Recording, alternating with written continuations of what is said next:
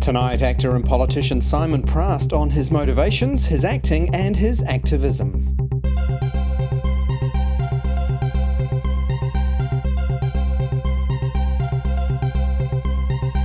Hi everyone, welcome back to the program. My name is Andrew Whiteside. This is GayTalk Tonight.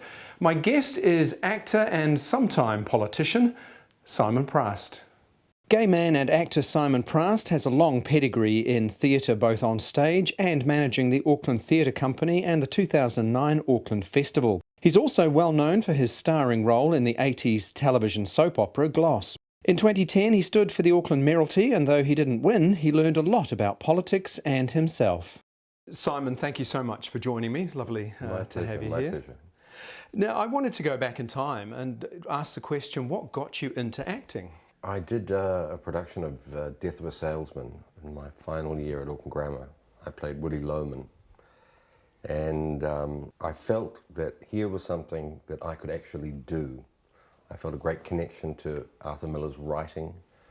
I felt it was something that I could be good at, and nothing else really had the same potency, you know. So I thought it was worth a try. Having said that, I did go to law school and did get a law degree, but straight after law school I went to Theatre Corporate Drama School, and the rest, as they say, is history. Let's jump into your a couple of your screen projects. Now, Gloss was a huge television phenomenon back in the 80s, and it really started you as a household name, really, that character. They made Gloss with the intention of creating stars, and I was very fortunate to be cast as the role of Alistair, and I think well cast, because it is all about the casting, and you know, playing a spoiled little rich brat. You know, it came easily to me, and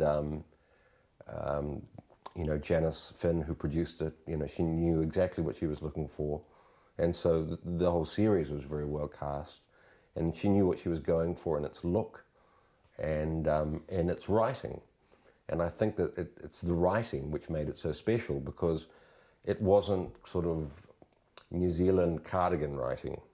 It was very bitchy, for want of another word.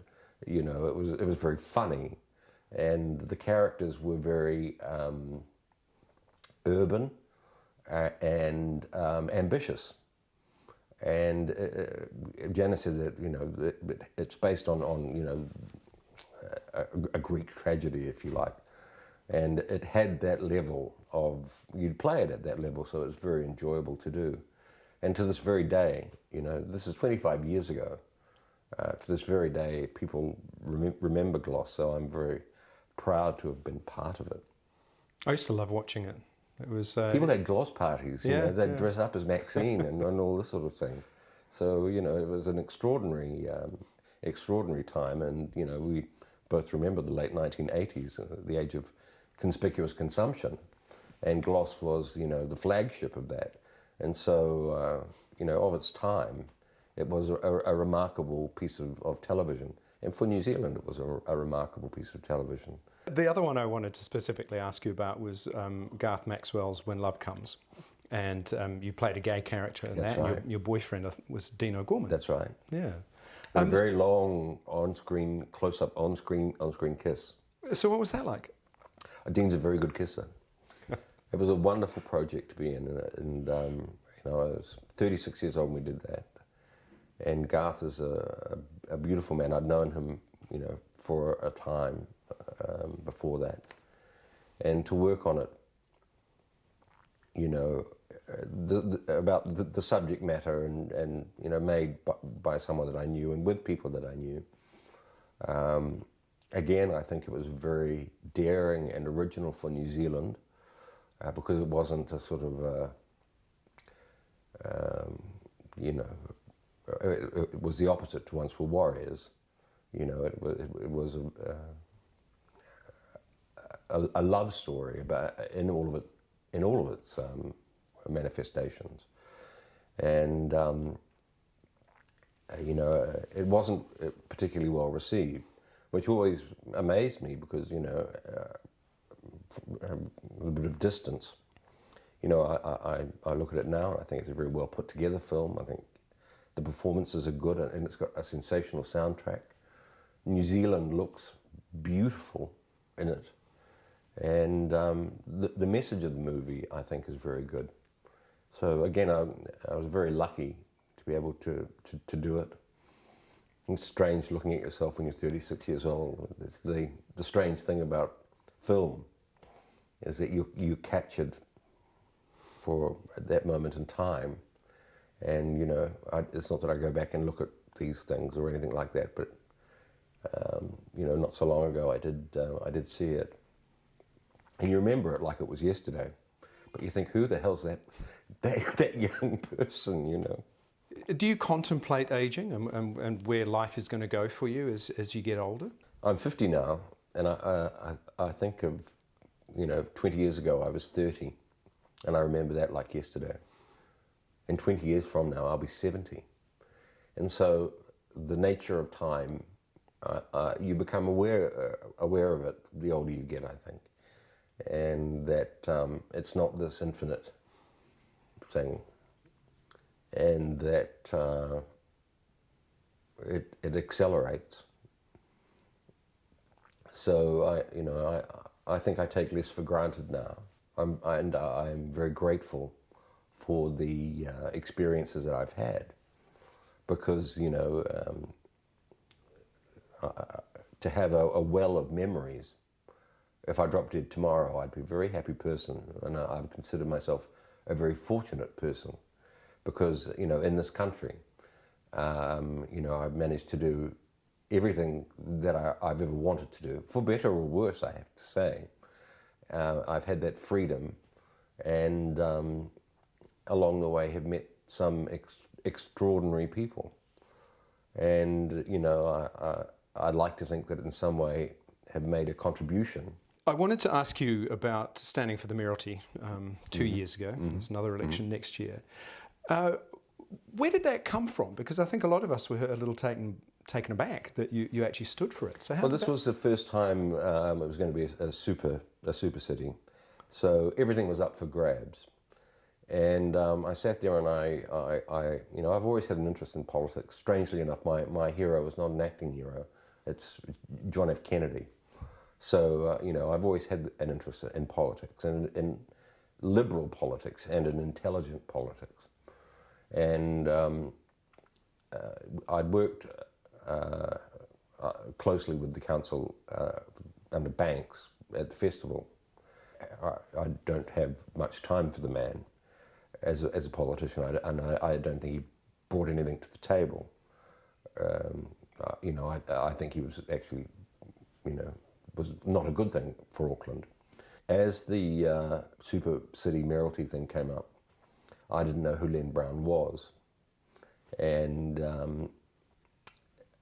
my big fear, just as a citizen, was that by default, John Banks would end up being the mayor again.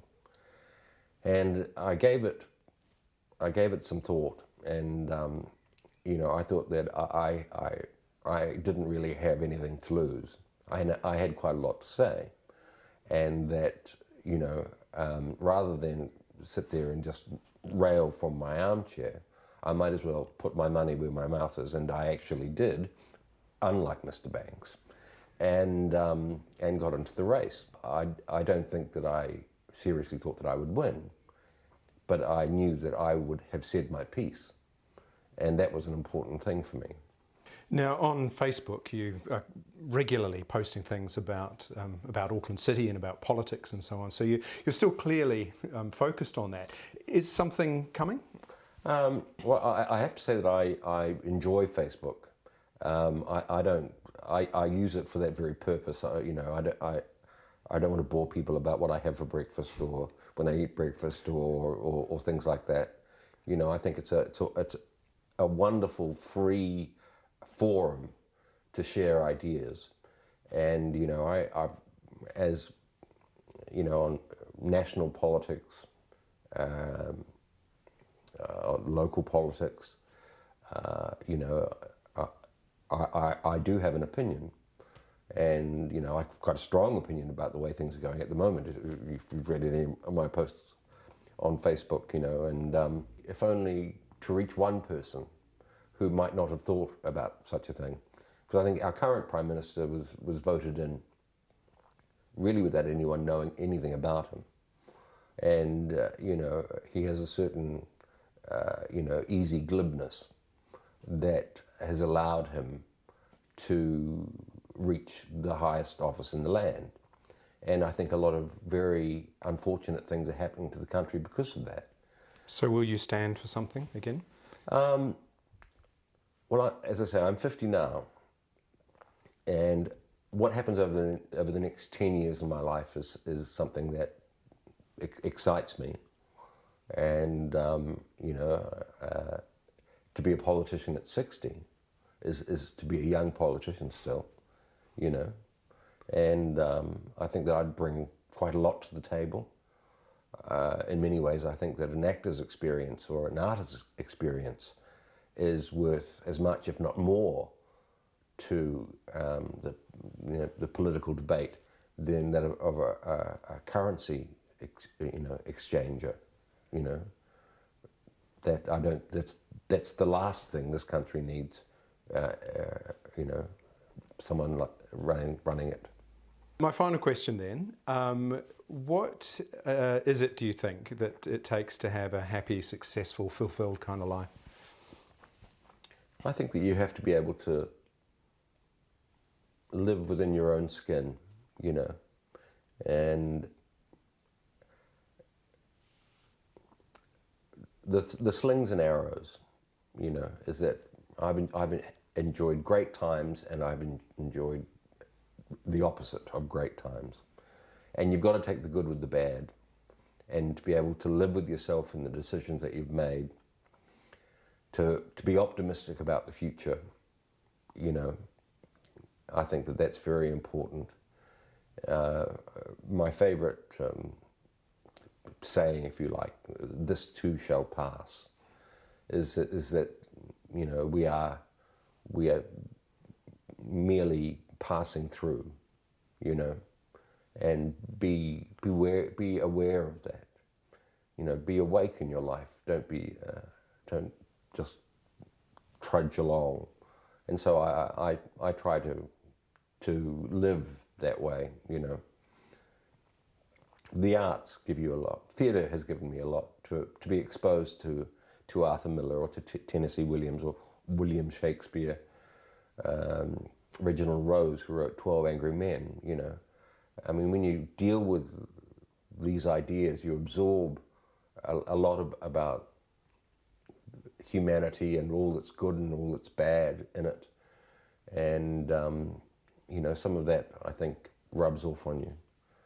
So those I think, would be the things. Thank you so much. Appreciate your time. My pleasure, my pleasure.